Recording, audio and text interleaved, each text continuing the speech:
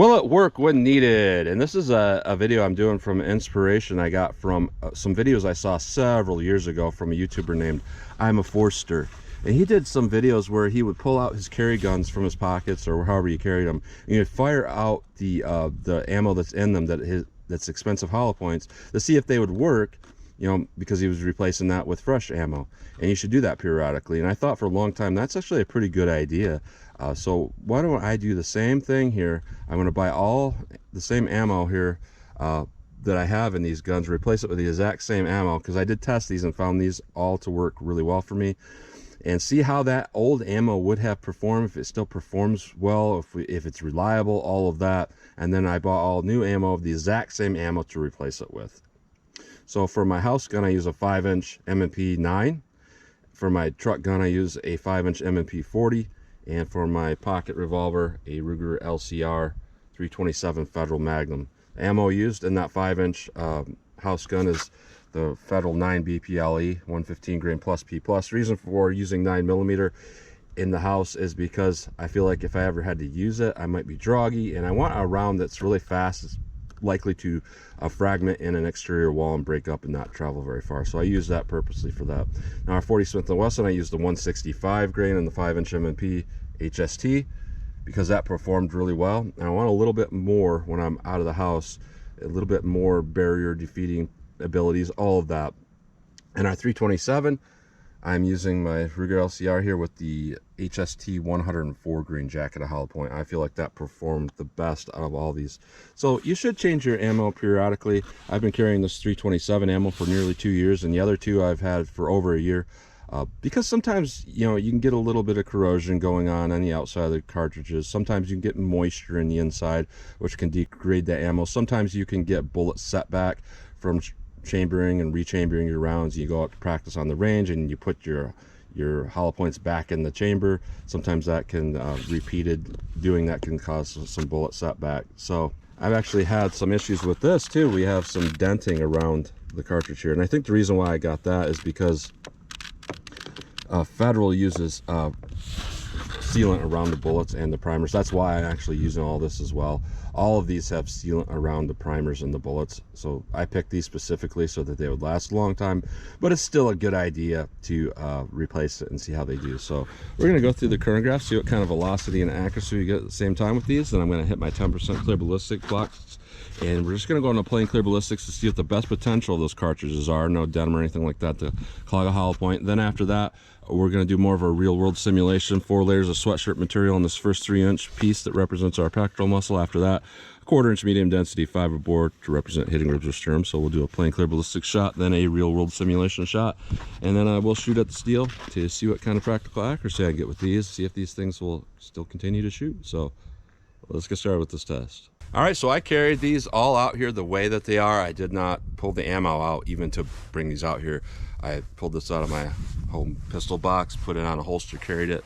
My truck gun, I have that in a safe that's kind of like RoboCop's leg. You push your thumbprint, pops out, and you grab it. I left that how it was, and I just put it in my pocket here, one of these big pockets when I came out to the woods. And my pocket gun, I always have that loaded. So there's been no alterations to these at all. These are exactly how I carry these. So we're gonna test our 9mm first here. And what I got in the past with this was 1391 feet per second on average. So I wrote down the averages I got before because I want to see if there's any degrading going on, if the velocity is significantly lower than what I got before. So 1391 is what I got in the past. Let's see what I get today. Just testing them how they are. See how close I get to 1391 feet per second.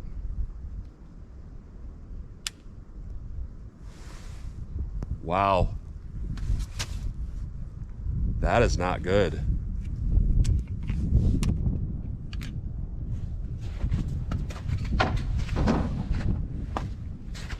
We had a primer strike and we had a dead one in the first round. That's not good. That is not good at all. Keep going.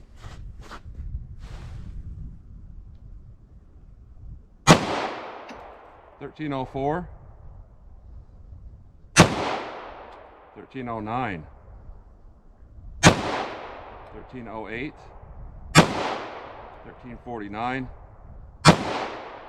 1349. So we definitely had some degrading of that velocity and a dead primer on that very first round. And I don't keep putting the same first round. When I take them out, I alternate. I pull them out of the magazines and I put them back in at random intervals. So that's not good. Our 40 Smith & Wesson here. What I got in the past with this was 1,081 feet per second on average with our HST. See how close we get to that 1,081. 1,097, 1107, 1105, 1,087, 1,080. So we did not get any degraded velocity here with this, and I put these in these guns about the same time, about the end of 2000, like December, January of 2023, 2024. So that still was doing fine. 327 Federal Magnum, 1288 feet per second was the average I got in the past with this. What did I get today?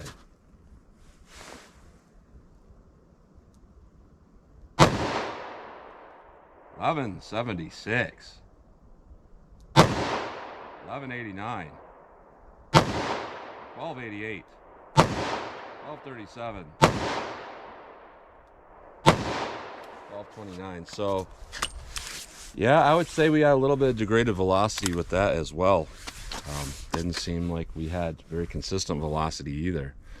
That's not good. Now that this has been carried for nearly 2 years, not quite 2 years, but something like a year and 9 months, 10 months, something like that. So yeah, a little bit of degrading on that. So let's hit our ballistics gel block, see how these all continue to do. All right, let's go into plain clear ballistics, see what our best potential is. I'm actually going to start with my 327 here, and then go to the 40, then go to the 9mm, because the 9mm in my past test got some fragmentation. So I'm going to get some straight rounds in here before we have to deal with that. So let's see what we get here with our 327 Federal Magnum plain clear ballistics. All right, hit that with our 40 Smith & Wesson.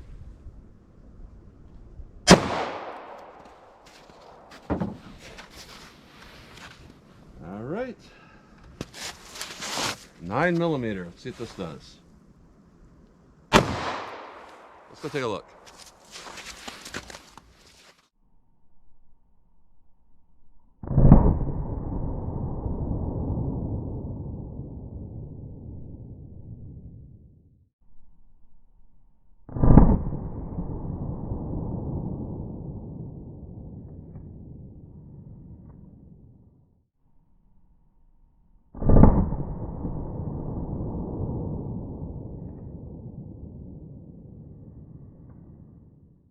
All right, all of them seem to perform pretty well. Our energy dump in the first 3 inches is all about the same, except for our 9mm obviously has more, and we do have some busted off pieces of petals like before. 327 on bottom, 40 in the middle, 9mm on top, a piece of petal right here falling off. So that's good. We like to see a lot of energy dump. That's why I picked these, because, you know, historically energy dump, you see a lot of that with cartridges. It means they typically have pretty good quote-unquote stopping power. So our 327 on the bottom, in the past what I got for penetration through plain gel was averaging about 15.4 inches. It looks like we got less with this. So instead of 15.4 inches, we got about 13 3/4. Camera parallax will make it look like maybe that's at 14.5, but no, it's at 13 3/4 from a straight view here. So we have a little bit less than what we got in the past. With our 40 Smith & Wesson in the past, what I got was 15 inches in plain gel. And what I got today with the 40 Smith & Wesson is 15 inches in plain gel. So that's remaining consistent. In the past with our 9mm, I got 12 inches in plain gel. And today what I got is about 10 1/4 inches. So definitely some under penetration going on there. Interesting here. So out of these three in plain gel, our 40 remained exactly the same, but the other two a little bit different there. So let's put on our fabric, put in our medium density fiberboard, and see how they compare in our real world simulation. All right, our real world simulation, the sun has really come out, so it might be kind of hard to see this, but real world simulation, 327 Federal Magnum, 4 layers of sweatshirt material, 3 inches of clear ballistics, a 1/4 inch medium density fiberboard to represent hitting ribs or sternum. Let's see what we get with our 327 Federal Magnum.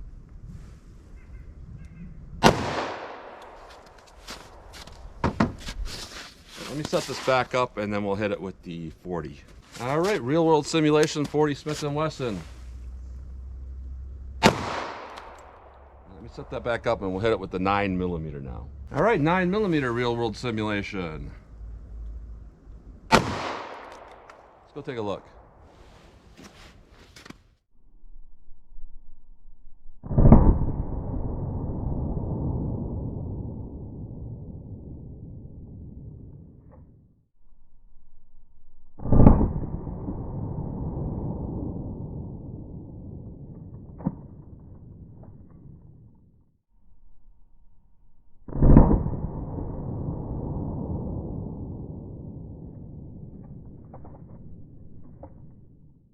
All right, so with our 327 and our 40, we pretty much destroyed this, and then I had to put a new piece of fiberboard in with the 9mm, and the 9mm all by itself destroyed that completely, split it in half. So interesting here. Now with our 327, we got a lot more penetration than what we got in the plain clear ballistics shot.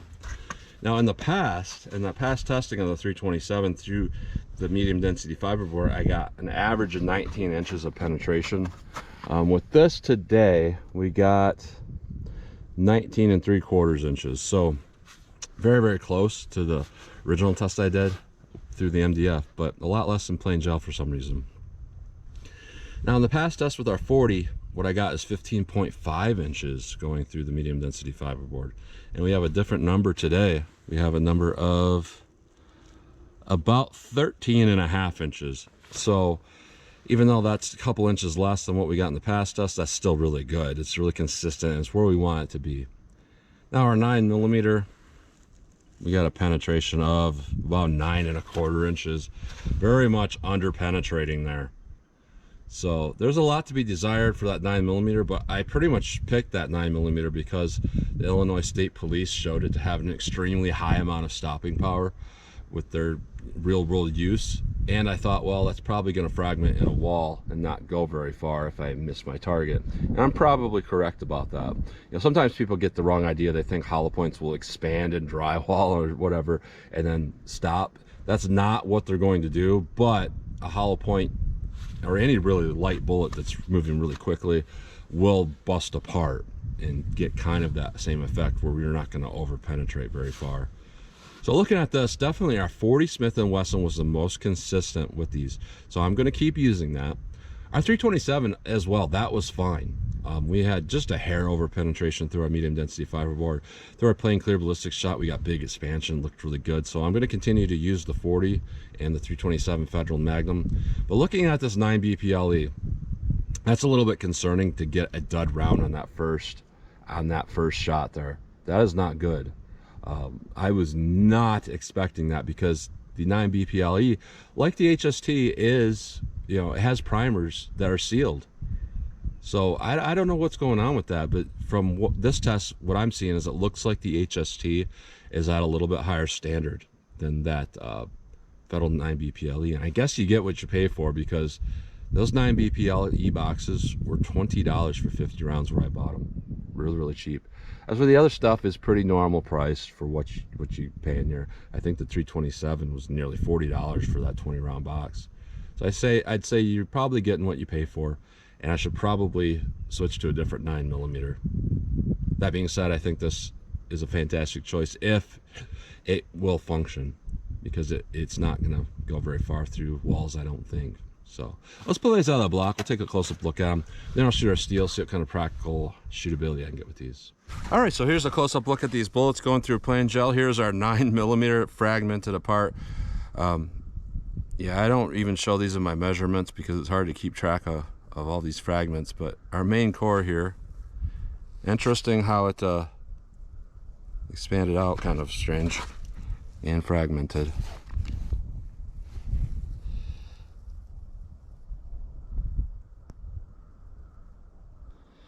A lot of expansion and fragmentation. Now our 327 looks fantastic. Really good expansion going through our plain gel. Looks really great to me.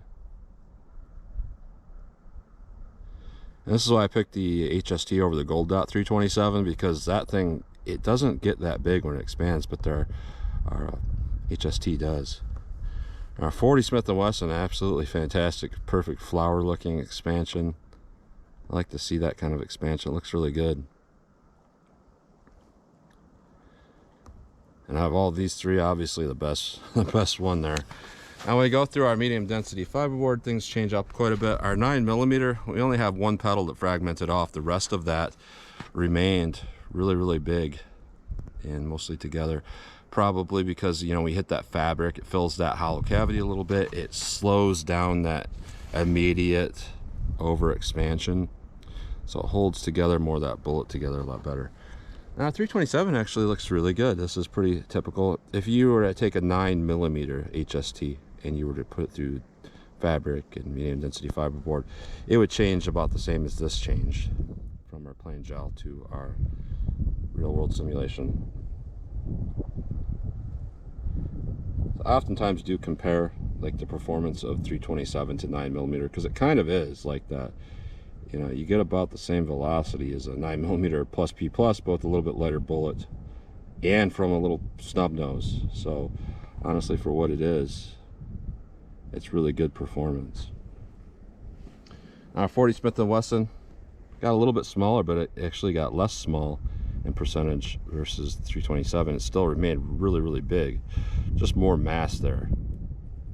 Absolutely fantastic performance here. So I'm glad that this is riding along with me, that this gives me confidence. And some people might wonder, like, well, you have a 357 SIG barrel, why wouldn't you? You know, I'm not super confident in that. And another thing is, in my state you have to register your guns you're carrying, and it's like, do I really want to get pulled over or let's say get into a self-defense shooting, and then the prosecutor's like, well, you shot him with 327 Federal Magnum, your gun says 40, would you make it more deadly for? And not that that's necessarily going to go anywhere. I just don't want to get into that, so I just use 40 in my 40. So not bad performance with our HSTs at all. Our 9BPLE, this is the thing, it looks like it did worse, but in the real world it actually does quite well. It just doesn't look as impressive because we don't have a mechanical bonding going on, so it fragments and it's really light. But you know, all of them did pretty well for what they are. So that's a close-up look at those. Already 12 yards from the target, so I'm just going to get a sight picture, front sight picture, and hit the target as fast as I think I can hit the target, firing as fast as I think I can while still trying to make accurate hits. So I'm going to use up whatever's left in these handguns and just kind of see how they do for me. So here's our 327 Federal Magnum from 12 yards.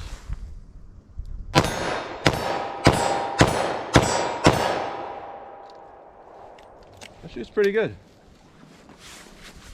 All right, let's try our 9mm.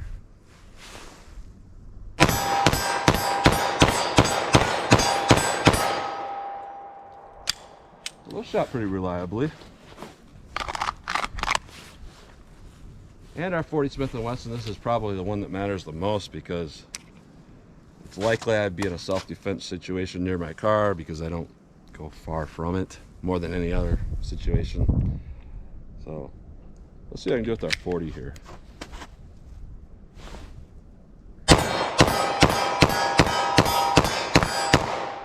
Missed that last one. Honestly, a lot less recoil than a lot of 40s.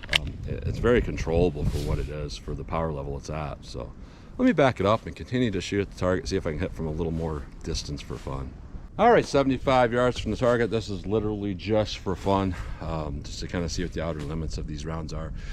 See if I can hit the target for fun. If I don't mention it's just for fun, you get a lot of young men that get kind of upset because they're used to listening to these really serious guys that like the sound of slapping kydex.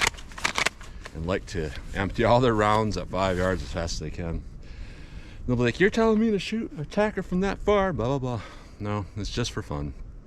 So let's see what I can do here from 75 yards. I'll start with our 9mm here. See if I can hit the target.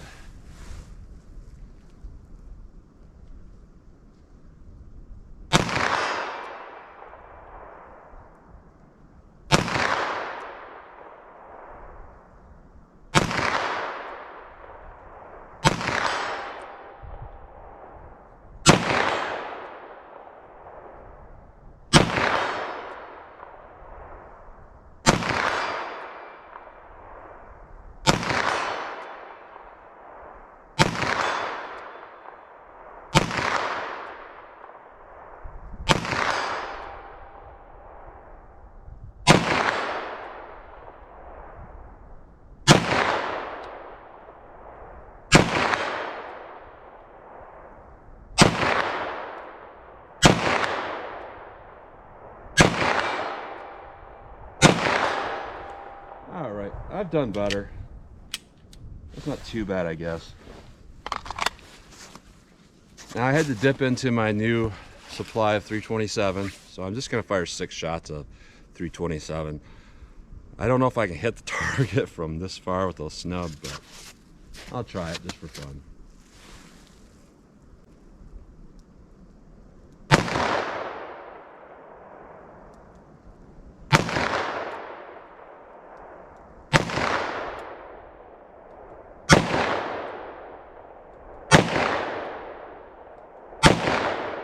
Unable to really tell where those are hitting, so I just could not tell at all where to hold. So I just tried, experimenting with a couple different holds. Aim at the head, aim middle, aim low, because I couldn't even see where they were missing to. So 40 Smith & Wesson HST. See what these do for me.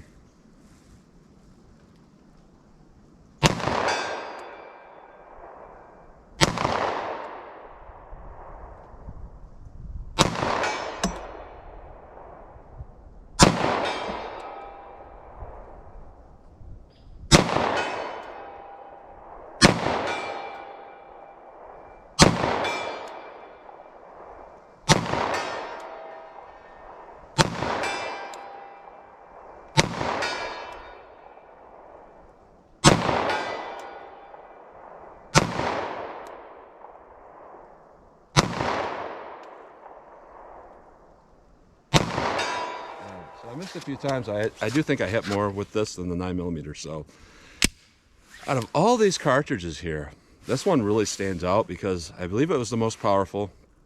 Actually, the 9mm was probably more powerful in actual power. Close though. But I would say this is probably the best terminal ballistics we got, and it has very low recoil and is extremely accurate. So I am super happy with this. And I did this in a video where I was like a very personal test after a kind of a self-defense situation. It wasn't one where I actually had to draw, but it was one where it made me reconsider if I had enough firepower.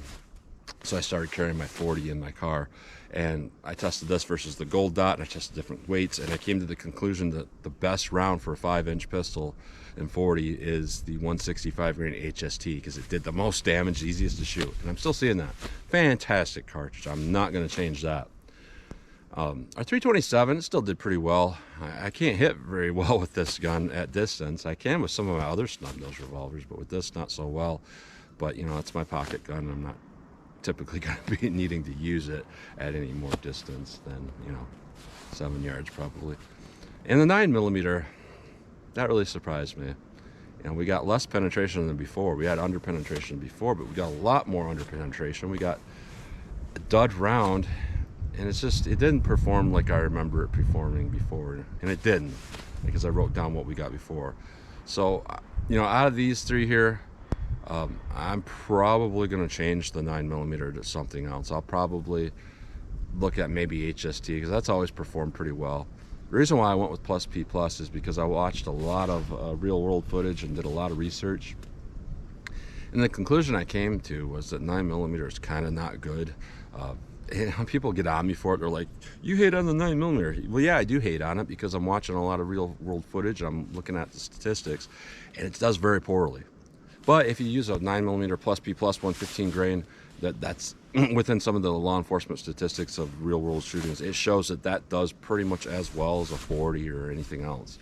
So that's why I picked that. But you know, a dud round has less power than, you know, one that will fire. So I'm going to rethink that there. So interesting test overall. I honestly thought things would remain exactly the same because these are all federal. They all have sealant around the primers. They all have sealant around the bullets. I figured they are all going to remain exactly the same. I didn't expect to see a significant drop from that same box of ammo in velocity and performance and all of that. Interesting. That's what you get today. So as always, comment, share, and like, and thanks for watching.